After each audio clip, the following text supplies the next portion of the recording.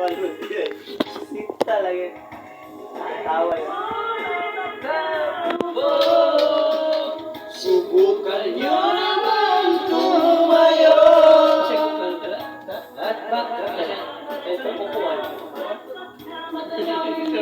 Tunay na kalagayan ko. Ganito kasi yun. Nauuna niya magpakasal ako. Mataas na ng koral, mataas ang pader di kapaligiran, at nakapal ng sakyan, mga mata yung Wala namang kasal pero lagi nagkakabago. Tumakas pa ng ulana, walang bukas ang sipo. Magpalatakot siya na hindi kilala at tulo ang kanila. Dahil nakakawalan kahit hindi mapasok sa pisahan sa inyo. At sarap na siguro naman nila sa bahay na ganyan. Sabi na nila ito, pero matatagpuan ang tao na naman ay ari ng isang upuan na naman ay pagkatao. Pinagagawa kaya naman hindi pinapagawanan. Kung makikita ko naman siya, ako'y sisigawan. Ayaw po. Tao po, subukan nyo naman tumayo. At baka matanaw ninyo ang tunay na kalagayan ko.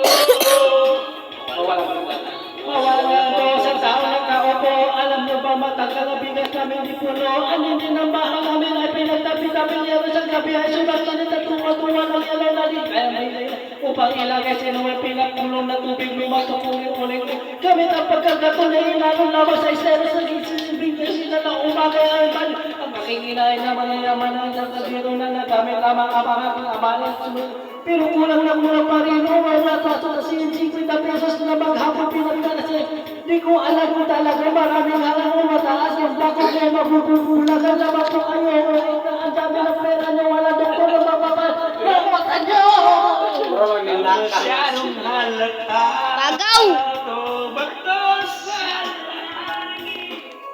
Ang mata may huwag nagalit. O ba totoo bang salangit? Ang mata man ay huwag mas. Huwag kang maring maraka.